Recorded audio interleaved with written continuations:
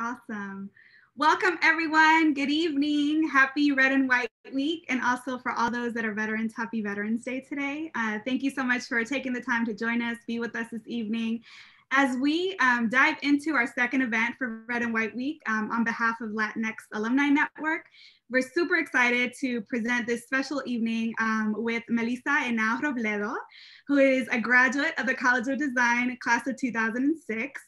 Really the purpose of the LANtalks is to get to know our LAN members, really understand their stories, their upbringing, what brought them to NC State, what are they doing now, and really how we can connect and build community with all of our members throughout the world. And so this is just a great opportunity in our second version of LANtalks. The first one was with Steven Alvarado. So Melissa is now our second one. And we look forward to really just being able to highlight more and more stories as we continue to build our calendar for the upcoming year. So for today, we're gonna definitely just dive into Melissa's story, get to know her. Please feel free to add any questions that you'd like in the chat box. So it's right at the bottom, you'll see the Q&A or the chat box. Just type that in, let us know any thoughts that you have. We'll certainly have a Q&A towards the end. This will be, as I mentioned during the first LANtalks, a little bit of a TED Talks, Cristina Saralegui, and a little bit of Oprah. So it's really just an opportunity to get to know one another, have a discussion, and just build community. And again, thank you all for taking the time to join us, to spend this evening with us. And so we'll go ahead and get started. We'll be doing a quick intro. And then of course we can just dive right into Melissa's story. Melissa Henao Robledo is a business development representative for Landscape Forms. There are few more passionate about the field of landscape architecture than Melissa. Melissa works as a business development representative for Landscape Forms, the industry leader in integrated solutions in high design site furniture, LED lighting, structure, and custom environments. She currently serves on the vice chair of the City of Austin Design Commission, which provides advisory recommendations to the City Council to assist in developing public policy and to promote excellence in the design and development of the urban environments. Building upon her Master of Landscape Architecture degree from NC State University, go Pack, Melissa has practiced landscape architecture and taught in the Landscape Design Continuing Education Program at Austin Community College. Melissa is currently serving as a Texas ASLA Chair of the Committee on Student Organizations. She has also participated in the National ASLA Diversity Summit, served as a chair for the Central Texas ASLA section, and served as the AIA Austin Latinos in Architecture chair. I'm sure that's just a snapshot of all of her accomplishments, but I certainly just want to make sure that we take the time to get to know Melissa. And again, Melissa, thank you so much for taking the time for us and sharing your story with us. How are you feeling tonight? I'm super excited, super emocionada. Muchísimas gracias. Thank you, thank you. Absolutely. No, this is awesome opportunity to get to know you, to share your story with our family. And this can be from your family, from your extended family, NC State family. We're super excited to have you here. So I really just want to utilize this opportunity to, give you the floor, allow you the chance to tell us a little bit about your background, your upbringing, and then we'll just start there as we kind of get up to where you are today in 2020. So feel free to share, just who is Melissa and, what really created this amazing, energetic, just, superpower social justice warrior that we all know today. Okay. No, yes. Well, thank you so much. And I'm very excited and very proud to be here. My story begins is I'm actually a first generation, I'm, American here. My family's from Colombia. So you've got two Colombia LANtalks, which I think is great, from Manizales. And I was actually born in the United States in Hialeah in Florida. And I know, and I lived in Miami until I was 5 years old. And then my mom and my two older sisters, we moved to Boone, North Carolina, the metropolis of Boone. Moved there because my uncle lived there, still lives there. And he was actually studying pottery at Appalachian, I think it's called Appalachian College at that time. Yes. So I grew up in Boone, North Carolina. And that was a very interesting experience in 1980. I definitely remember being, you know, those people, the only people of color that I saw for many, many years. Really great experience.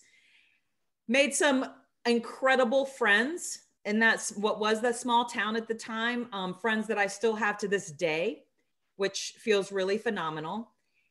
And from there, I guess, you know, really with my trajectory of how I got to NC State was in high school. My sisters are 7 and 9 years older than me, Catalina and Ariana. And they went to Appalachian State. And my mom, who's on the call, who I love, Amparo, shout out. She did not actually go to college. So for us, it was incredibly important for us to go to college. And then my sisters were there to say to me, you are going to college. There's not a choice. And not only that, you're going to go on scholarships. So my mom and my sisters just really supported me and really just pushed me all through high school to do really, really well. And with my academics, and I played sports and so forth. So at that time, I was very fortunate that I actually attended Appalachian State in my undergrad. And during that time, I went to college primarily. I applied for many, many, many local scholarships within the town, within the county. It's something that I also taught my nieces and nephews who are in university now. And at that time, I was able to get a lot of grants. So was really fortunate for a really great education that I had at Appalachian State. And when I started out for some reason, I think following my sister's path, and was looking into sociology and social work. And I took one of those classes, and I remember one of the professors saying to me, well, if you want to be thanked, you need to have a really great support system around you, because this is a very challenging career that you're not thanked. And I was like, ooh, I don't know how I feel about that. And then I went into psychology and was so excited and you know, was really intrigued by people and learning about people. But then there just became a tremendous amount of pressure with grades. Like, it was just all about your GPA and keeping a really high GPA. And I started to feel that pressure of not being seen as a person, but seen as a GPA. I was really fortunate to have a great professor that essentially sat down with me and said, well, if you really want to pursue psychology, you're going to need to get a master's. And you may even need to go beyond that. A bachelor's degree in psychology may not get you very far in terms of practicing or application. And that was very eye-opening to me, because at that time I thought, well, I'm not going to go and get a master's degree. And there's so much pressure with the GPA that I turned to my love, which was photography. So I was on major number 3. You know, it happens. And with that, my aunt is a photographer, a professional photographer. So my uncle's a professional potter. My aunt's a photographer. My mother's a quilter. One of my uncles was a fashion designer. So all of this started to come into play, this creative path. Got into photography and I loved it. So I actually studied photography at Appalachian State and graduated 4.5 years, later, with a degree in photography, which was absolutely fantastic. And from there, I was really fortunate. I got to move to New York City, where my aunt lives, and work with her as her studio manager and, her assistant. And I did, some internships in New York City, and had this incredible, opportunity to live in a studio for free, and get paid money and just live in New York, which was great. Loved it so much, and really learned that that's a very competitive market. But New York really resonated with me. It was moving from Boone, North Carolina to, to New York really broadened my horizons, and I just culturally fit in. I felt very welcome there.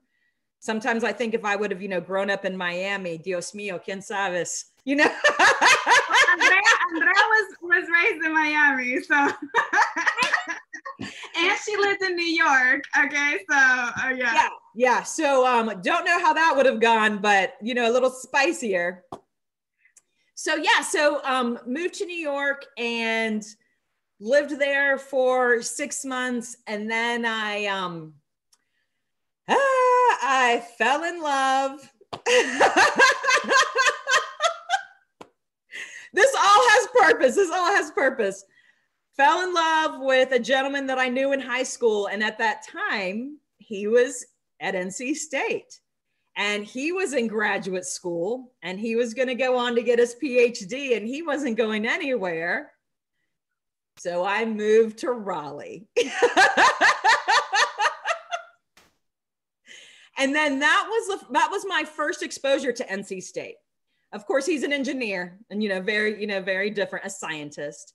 But living in Raleigh, lived there for about a year. And Raleigh just was not a good fit for me at that time. So I moved back to New York City and started working in the photography field again. But then that's when I just started feeling the pressure of the finances of living in New York and realizing if I'm charging tomatoes on a credit card, what am I doing? When I left undergrad, I think I had about $3,000 in debt. And I thought that was so much debt at that time. It was so frightening that I became very, very cautious. So moved from New York with a friend to Atlanta. I was having, I think, I would call that my mid-20s crisis. We all have those. Yes. And when I was in Atlanta, I was just flailing, just looking for any job, and did several things. And then that's when, for some reason, I applied at a landscape company. I don't know why, because I don't love plants. I just thought, this is something I could do. It's something physical. And in that interview, it was with this company called Post Properties. And you may see a lot of their apartment buildings and so forth around through the nation. And the gentleman that was interviewing me said, well, one of the properties that we manage is the CEO of Coca-Cola. And as he was going through that, he mentioned their landscape architect. And I said, what's a landscape architect? And from that conversation, that was the first time I heard what landscape architecture is. You always hear the word architecture and architects, but that was really the way in. And I went home and Googled it. And what I found, do any of you guys know what landscape architecture is? I'm hoping to learn tonight. Andrea does. Andrea? No, I don't want to say I know. I have a guess. Okay, what do you think landscape architecture is? Yes. So my guess would be, it would be the person who designs like what your landscape like as a whole looks like, right? So now a lot of that goes with graphic design, right? But you have like a 3D model of what a house looks like, and then what the full picture will look like with their landscapes, the rocks, the bricks, the types of trees, everything. Yes. That's what I'm thinking it is. And you are correct. You're so cool. You can officially be a recruiter. But there's so much more, because from what I've heard, it's like there's like the psychology of placement, and then like just like how people will feel, like how this area feels. And so, that's, again, we're going to learn so much from you. So yes, I looked up, what is landscape architecture, and I was very intrigued. And it's exactly what you ladies were talking about, is it's designing. I think about architecture is a building, and then landscape architecture is everything outside of that building when it comes to essentially the design scope. And what started spinning in my head was, my background was in photography. So I saw the world through photos. I saw the world through a lens. And I had done that for so many years that I wondered, okay, I know how to photograph a place and you know, try to capture something, but could I actually create places? Could I make places? This is crazy. I didn't even know this existed. So at that time, during my mid-20s crisis, I Googled, you know, several universities and, you know, what were the requirements and so forth. And NC State, I did know, I'd always heard that the College of Design was a very great program and very competitive. But beyond that, I didn't really know anything because it was never in my wheelhouse. So when it came time to apply, the big key reasons I applied to NC State, one was that they would take applications with GPAs that were at a certain level, and you didn't have to have, what are those, SATs, or you didn't have to submit for, oh, sorry, let me back up. I applied for a master's program. So a master in landscape architecture, because I already had a bachelor's degree. And so they don't, like, if your GPA was a certain level, they would take that and you didn't have to have these other things. And it had in-state tuition, right? Okay. So then what was unique about this master's program was if you didn't have a BLA, a bachelor's in landscape architecture, then the program was 3 years. I don't know what it is right now. So it was an additional year. And this was for essentially a special group of people that we know you don't have the background. That's why we've got you for 3 years to kind of bring you up and, you know, bring you up to speed. So I applied, but I was very, very nervous of whether I would get in or not. And at the same time, I was always very curious and I had wanted to go into the Peace Corps. So I also applied to the Peace Corps. And I was accepted into the Peace Corps first. And this made my mother, hola, Amparo, very nervous because this was post 9/11. This was the year 2000, and I wrote it down, 2002. And then I was accepted into NC State, and I couldn't believe it. I was over the moon. I still remember the moment when I see, because you know, you get on the internet and you're looking on the website, is it posted? Is it posted? And I just thought, wow, I could always apply to the Peace Corps later in my life, but I don't know if I would get into the College of Design again. So that's really what led me into landscape architecture in NC State. So I moved to Raleigh, and it was a very interesting experience because I'd already lived in Raleigh before, which was nice. So I had a foundation for the city. And I met a group of 10 people and we got together, you know, our class. And I remember when we met the professors, we all said, so what's a landscape architect?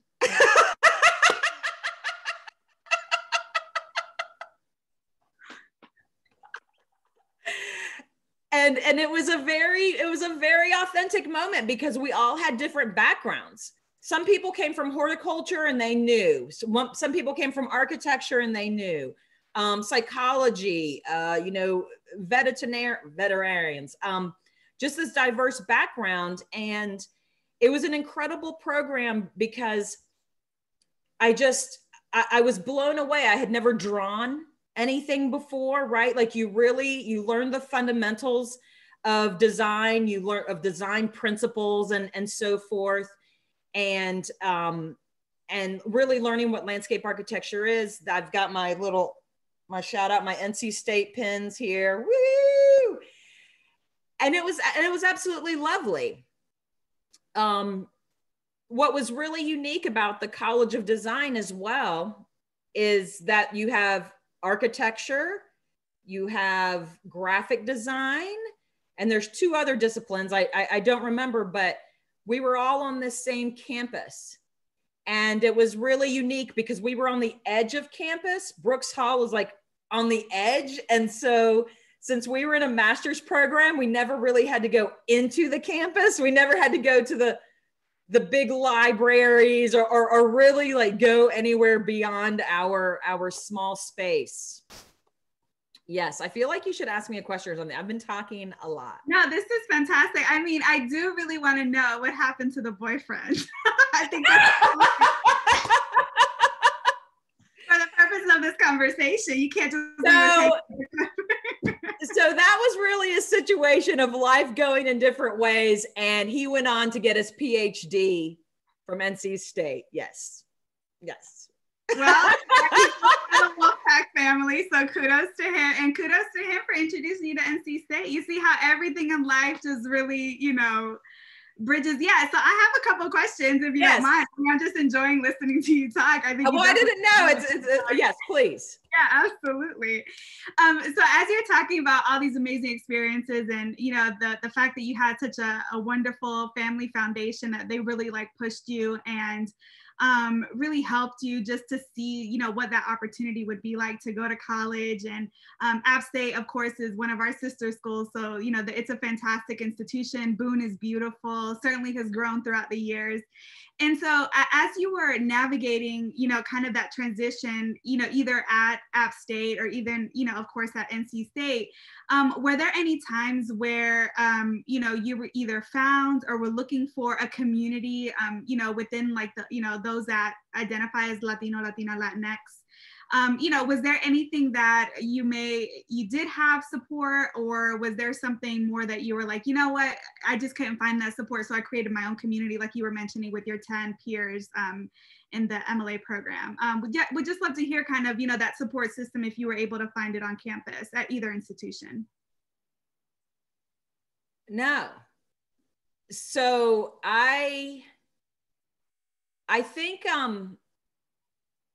when I was like looking back to high school, I only remember a very small handful of people of color. And then going to Appalachian State, you know, of course it was definitely more people, but I would say I primarily had white friends. I didn't really know many Latino people in undergraduate or in graduate school either. Mm-hmm. That really didn't start launching for me until I moved to Austin and started looking for that community. So it was very interesting, especially now with everything going on, looking back on that and always knowing I felt very fortunate. And that's why I like to share with people that first generation experience, because it was that bridge between, you know, me going home and saying, hey, Mom, you know, I want to, you know, do this or that. And my mom being like, Melissa, somos colombianos y yo sé y americanos. But it was just always remembering, you know, just this bridging of a gap of these two different cultures. And that was a very unique experience, because I think what you do is you navigate through a Caucasian culture. That's really what it was. And it wasn't something I sought out in graduate school either, because graduate school was such an intense process. And this was, you know, when I went in, they said, this is great that you want to be here, but there are no scholarships. There's no money. I had to borrow for everything. The tuition was fine, but I had to borrow max to pay my rent, because it was juggling. I chose not to go to school and work in School of Design because it was just too much. And that, yeah, so the family became my fellow students. And I do remember a good friend of mine, Paul, he actually, and he's, you know, white and like kind of reddish hair. And he was like, you know, I'm Colombian. And I was like, no, really. And he was like, sí, mujer, mi madre es colombiana. And I was like, oh, so he was my connection, which was great. But that was, yeah, that's something I didn't really seek out at that time. And so as you navigate now, being in Austin, for example, how has that impacted? I know that part of your bio is all the things that you do related to diversity, equity, inclusion, teaching. And obviously that in itself is a platform for you to impact others, not just within your field, but also those of, students of color. And so now being, kind of looking back and, your experience at Upstate, your experience working professionally, obviously, New York and Atlanta are much more diverse than, Boone or even Raleigh. And so, kind of just looking now that you're at Austin, how has that evolved for you? And how have you either, given of yourself to that community, or how have you fed off of that community? Because it's much greater, their presence in Austin. I'd love to hear how that has impacted you. Yeah, so when I moved to Austin in 2007, and when I moved here, I'll back up. I was very fortunate in graduate school. I applied for and was awarded a Rotary Ambassadorial Scholarship. And I studied in Santiago, Chile for a year and did an internship there. And so I was completely immersed in that culture. I mean, the Spanish is completely different, but it was a very exciting time for me to really be embraced and immersed in a culture at that age. And so when I moved back to the States, I only had one semester left. And then after that semester, I moved to Austin. And the moment I got to Austin, I literally Googled, Latino professionals.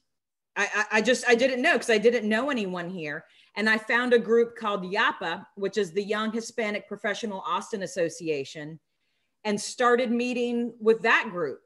And that was wonderful. And I still have, that was 13 years ago. And I still have friends to this day that were from that group. The more I learned more about landscape architecture and the work scene here, and the more I would Google Latinos, landscape architects, nothing would come up. And then that's how I found the AIA Austin, the American Institute of Architects Austin, the Latinos in Architecture group. And they had just established at that time, I think they'd only been around for about a year. I went to one of their meetings and they welcomed me with open arms. I was very nervous about if architects, again, culturally, as architects, were they going to be off-putting, like, your landscape architecture, this is our space, you go to yours. And instead, los Latinos, eran como, pues claro, venga, nos encanta verte. So they were so welcoming, not only as a culture, but then also as architects. And then they were interested with the landscape architecture. And then what I also love too, they're like, you want to volunteer? You want to be on a committee? You want to run a committee? To where I was actually became chair of that committee. And that was a big deal to me because that was within an architecture world. And that's how I started to professionally get to know more Latinos. And then when it comes to socially, very few. Yet again, like it's also Austin, it feels, I hate to say it like that, but it's segregated in a way of, we don't have pockets of something, I love, like in New York where you have, Chinatown, or you have, Little Italy, or you have these neighborhoods where you could just kind of weave in and out and feel that. And we do have that in Austin. We have some issues with growth and gentrification and displacement. So it's evolving, but I wish I had more of that. And I still don't have more of that here. And what's really interesting is I'm losing my Spanish. Like, if you don't use it, you lose it. And that's a challenge. Through my profession, what I have found now that I'm older is that I want more people of color involved in landscape architecture. And that's where it was actually one of my professors at NC State put my name in the hat with ASLA, which is the American Society of Landscape Architects National. They were hosting diversity summits, and he threw my name in the ring, and they reached out. and I got to attend the summit in Washington, D.C. And it was very flattering because I was at that time not practicing landscape architecture. I was in my job that is right now. I work in sales. And so they took me on as like the first non-practicing person to attend this summit.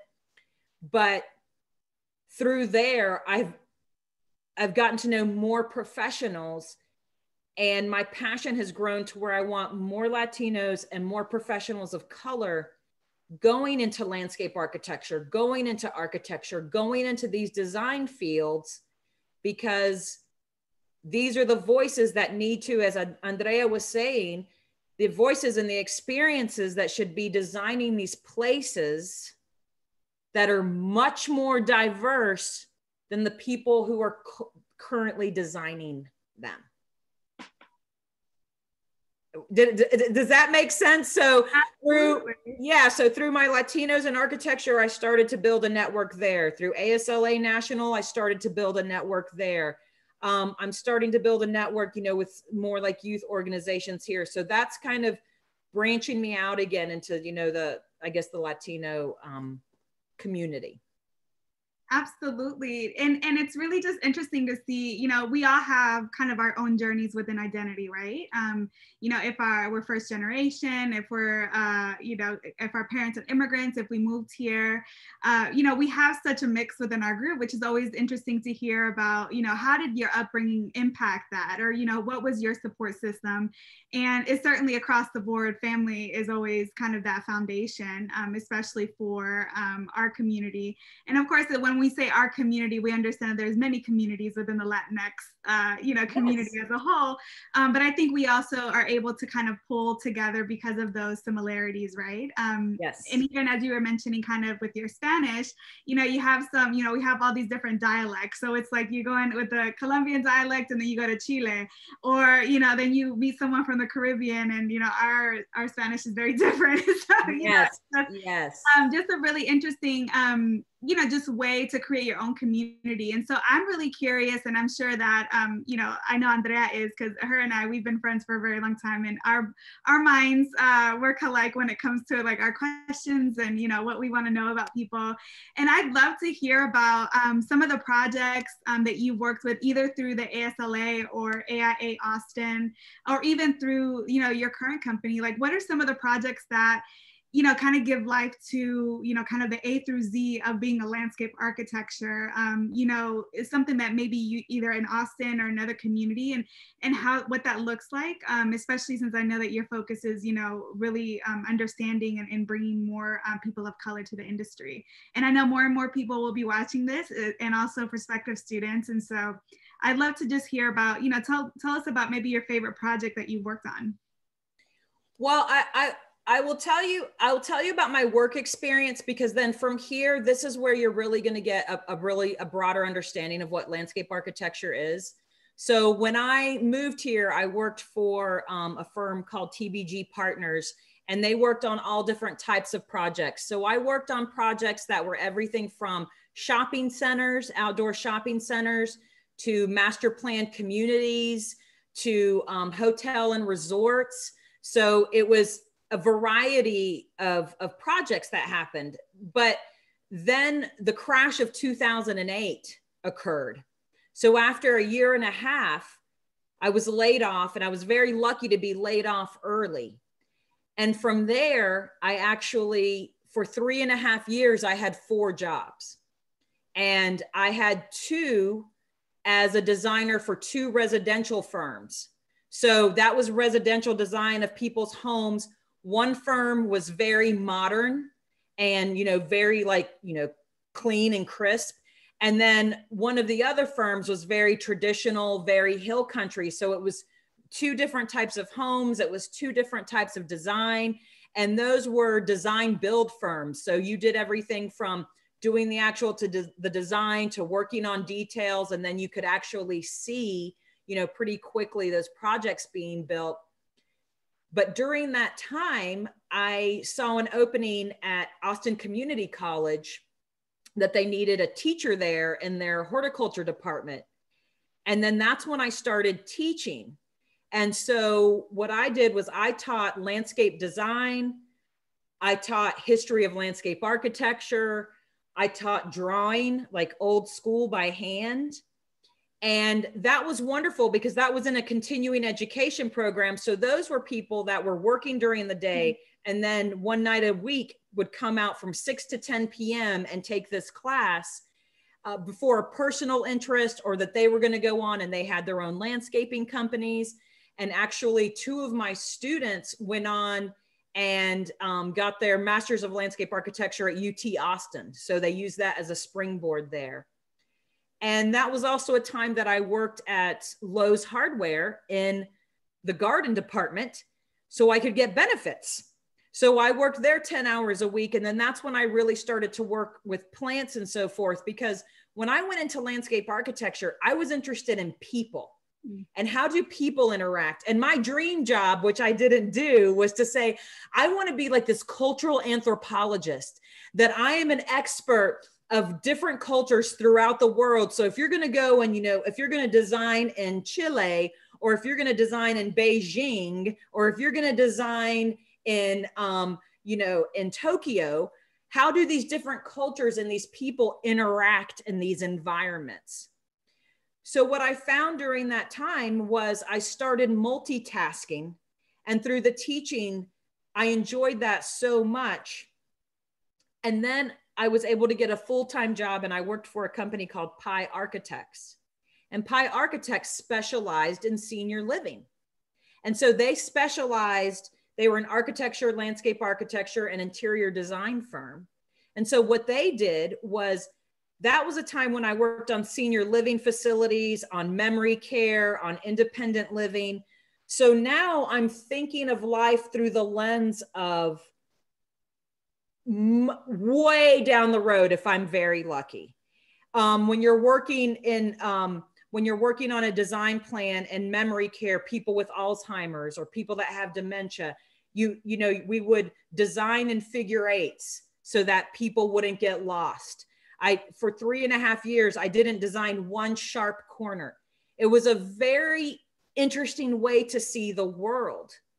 So I share all of that because when it comes to a certain project or so forth, it's just really, there's so much variety. And I feel very fortunate that landscape architecture as a profession had so much, was just so expansive with opportunities. And now I work in sales for Landscape Forms, and I sell site furniture and lighting and structures. And the people that were my colleagues before, the landscape architects, are now my customers.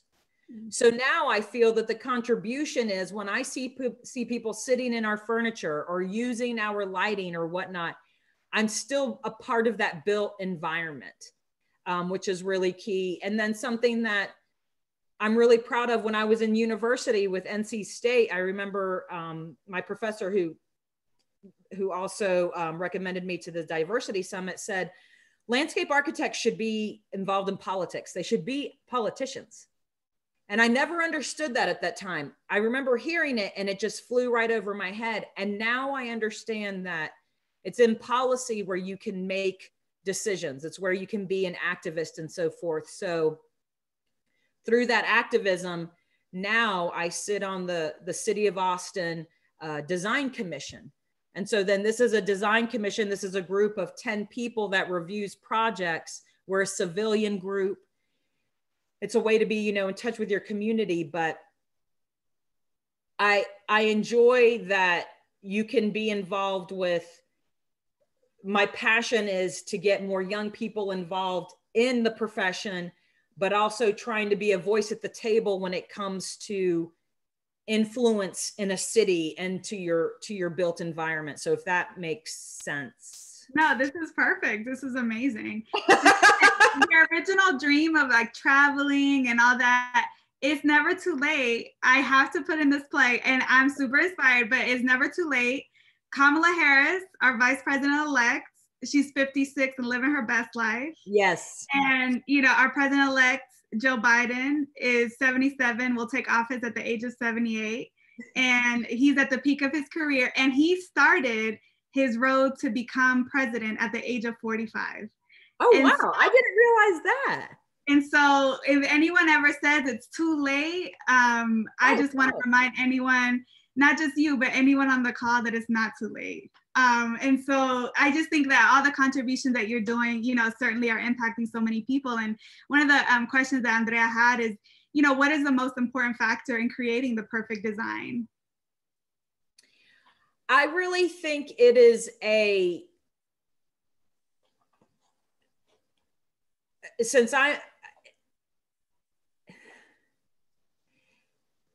gosh, that's a loaded question. That's a loaded question. For me, it is, who are the designers that are sitting at the table and having this conversation and doing this collaboration? And then it's a matter of community engagement. It's a matter of understanding and not, I don't want to say imposing, but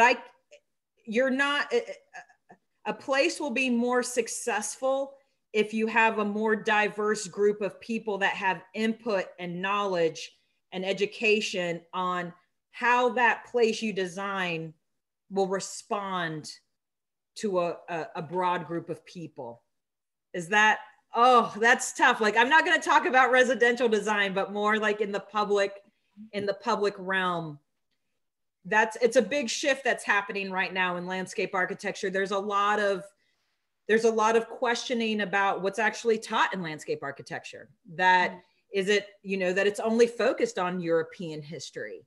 That I mean, it's a big shift right now. So that's why, Andrea, it's a loaded, like, and then of course you know, the environment and being respectful of the environment. That's, you know, that's also incredibly important.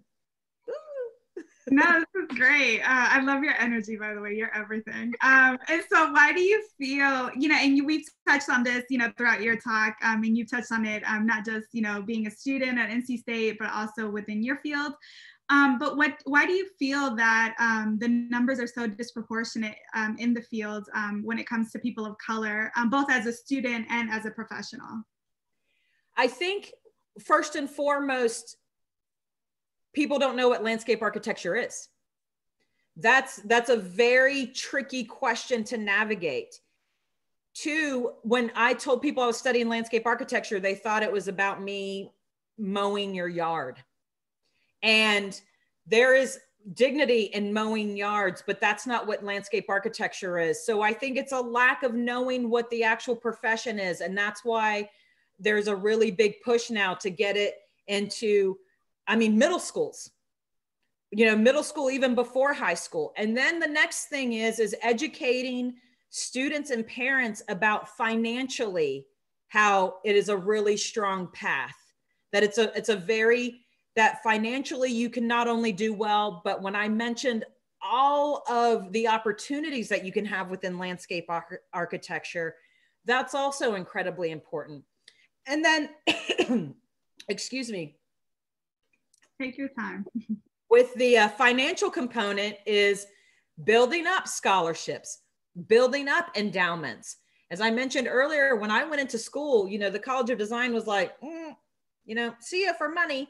But now they have endowments that are in place. Now they have scholarships now that are in place.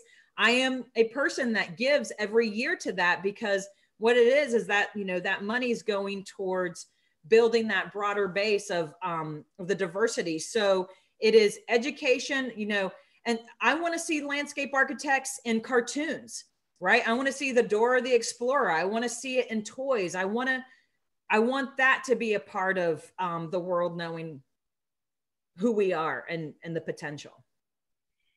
And so if we had all the faculty, the staff, all the administrators of the College of Design here on this call right now, what would be your top, you know, kind of, not just advice, but what would you tell them about the importance of really diversifying their student body? And by the way, they can get the link. the thing is that once, that's not the place to start. The place to start is to go back. And, you know, one of the things, I'm going to do a plug. Okay. So when here in Austin, after, you know, the response to to George Floyd's, I'll call it murder, there was an explosion in Austin, just as, you know, many other people. And through that experience, I wrote an article for ASLA, and it's The Dirt, which is their blog of many different articles. And what it was called was My Brown Privilege. And within that article, it was a response to not only that was happening with this, you know, explosion of all of this pain, but in the end of the article, what I say is I think about the pain that I feel in my heart that there aren't more people of color in landscape architecture. And why is that? This needs to start so much younger. So to universities, what I would say is make an effort and go to middle schools and do presentations. With universities, go to high school affairs. What are those called? The career fairs. To partner with the professional firms and support them and put pressure on those firms to also reach out to young people.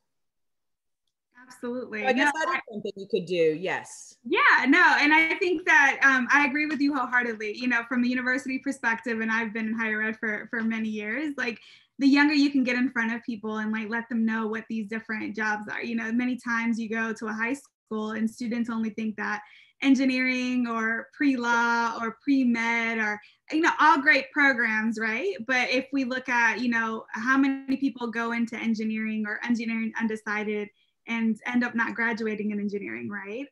Or when it comes to like communications or in the sciences or, you know, so many other ways, or even looking at it from the perspective of creating kind of your own curriculum, right? Where you could double major, and what does that look like? Or, you know, major and minor, you know, what does that look like? And so many people just are not aware of what those opportunities are, or how you can really, although there is certainly a curriculum for each of these programs, right?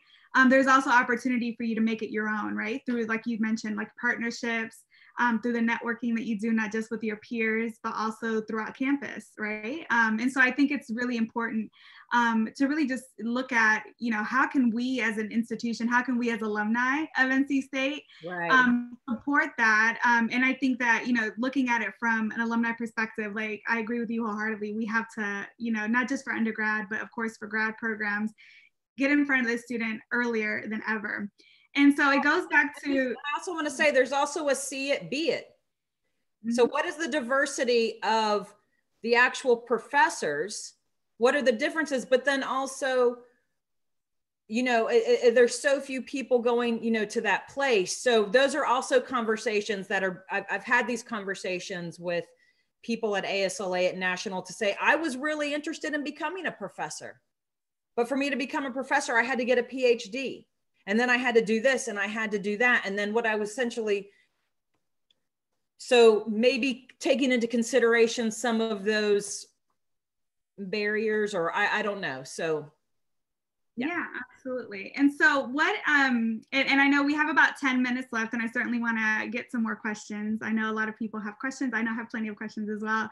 And just, you know, kind of taking a step back, I mean, you told us about your background, you know, your family, the strength in your family and the support that they've always shown to you, you know, kind of your role in, you know, high school, going to App State for undergrad, finding yourself within your midlife crisis or your quarter life crisis, I guess you can say, in your 20s, really being introduced to NC State, and then just, you know, finding ways to tie in not just your personal interests, but also that career experience that you had.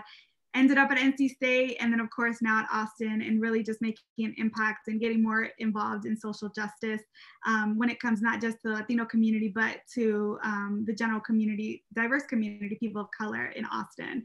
And so as we have, you know, people will have prospective students, we'll have staff, we'll have alumni. What I would say specifically to alumni, since this, it is for the Latinx Alumni Network, what would your advice be to them when it comes to, navigating careers or even navigating in a difficult time like this year has been for many of our fellow Wolfpack? What would be really your experience, through the 2008, kind of the recession and your experience and having to shift, what would your advice be for someone that may be in a similar place that you were, several years ago? Thank you so much.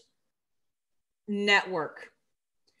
That has been the most critical after going through the 2008 recession. And now with what's happening with COVID, what I learned more than anything was, who do I know and how do I know them? And that to me is incredibly, it's so important. And also it's a challenge to find where you fit in.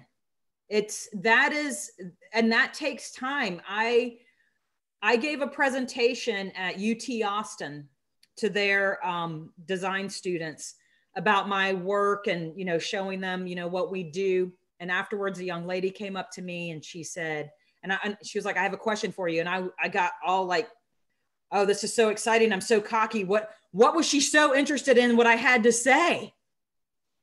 And she said to me, so how is it that you have the job that you have and you are like this? And I knew exactly what she was saying. And she was like, when I'm in my students and when I'm with other students, I bring it in, I become smaller.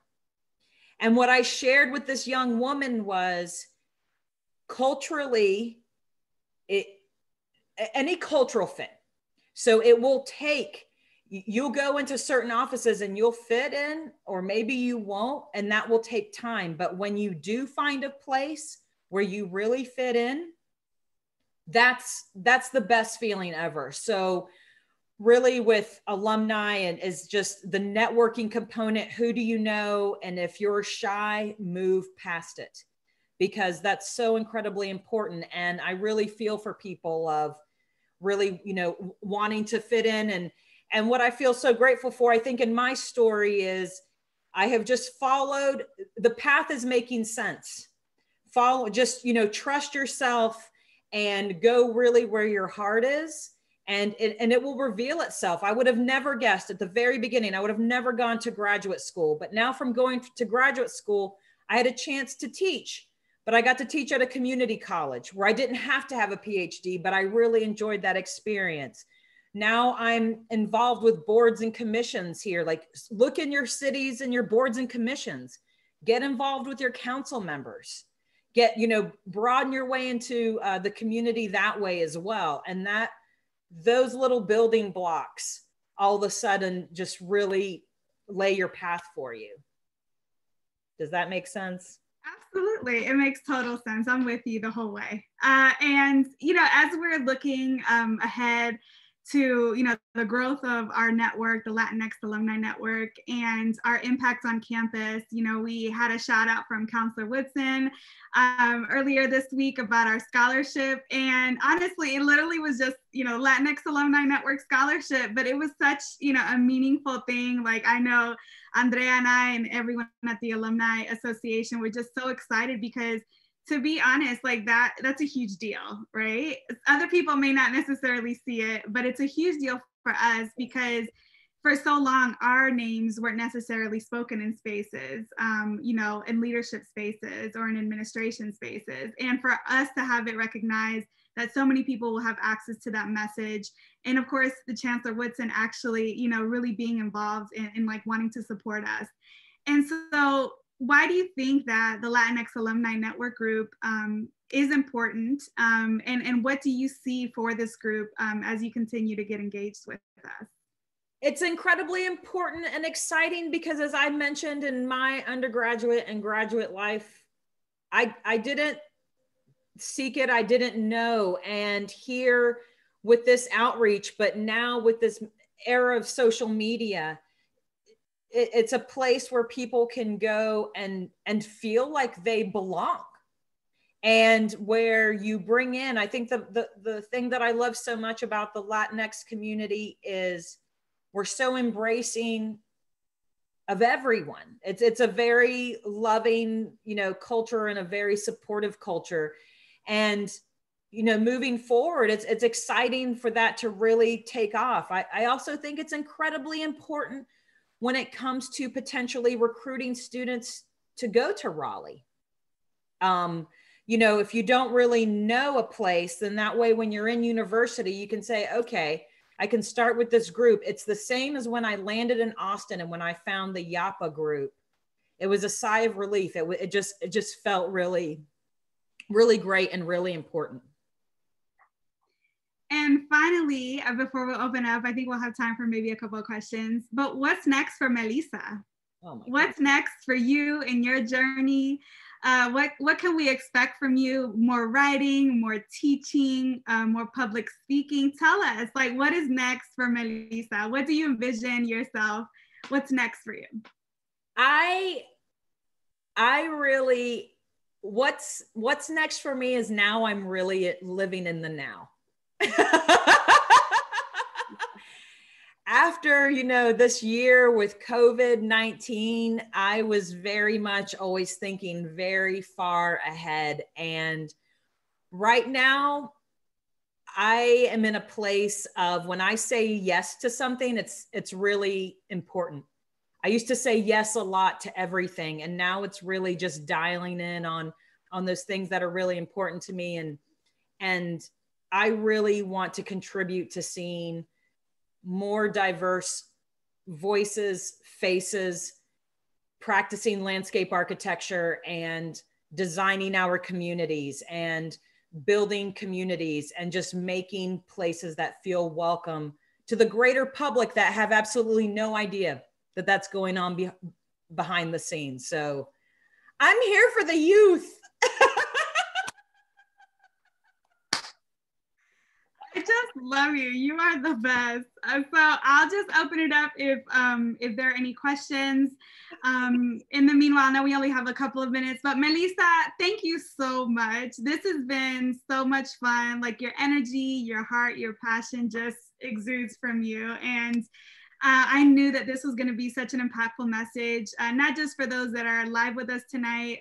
We do know that everyone's working and, in times of COVID, but this message is going to get in front of a lot of people, prospective students, our HLAG, our Latinx Collaborative, our faculty, our administrators, and beyond. And so we certainly appreciate you representing the Latinx Alumni Network, representing our community just as your voice. All the things that you've gone through have brought you to where you are today. And we're just thankful for you and for who you are.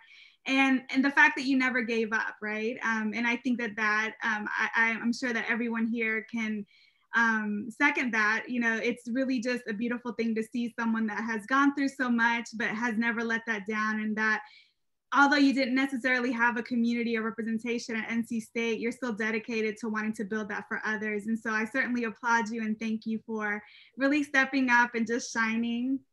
I love your energy. I loved it since the first day that you came in late to one of our happy hours. So it's just great.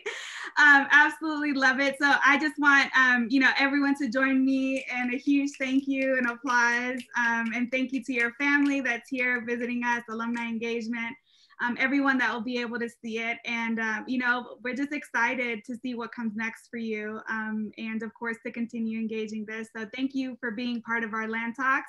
Our first ever LANtalks during Red and White Week. So this is a great opportunity to just show people that we're here, we're small but mighty, and this is just the beginning. And then for everyone else, and hopefully you, Melissa, I hope that you'll join us on Friday. We're gonna do drinks and tapas with Lan and friends. So I think it's, Andrea's gonna be doing a dessert. I'm gonna be doing coquito. We're gonna have a dip and some chicken tenders. So we hope that everyone will be able to join us. Saturday, we'll have game day activities through the Alumni Association. And then Sunday, we will be having a LAN town hall at 2 o'clock, where we will be giving updates also sharing your story, Melissa, but giving updates about where we are, who we are, introducing our board, and discussing really, you know, what's next for LAN, and hopefully continuing these LAN talks. So thank you so much to everyone that joined us tonight. And Melissa, un beso. Thank you so much. Further support our students with the math and always represent. Yes. Thank you so much. Thank you so much, Melissa. You're the best. And thank you everyone for joining. And also thank you to the Alumni Association for hosting and recording and you know, sending out all the million emails. You all, you know, all your work does not go unnoticed, and we love you for it. Thank you, and go Pack. Ciao. Un beso, ciao.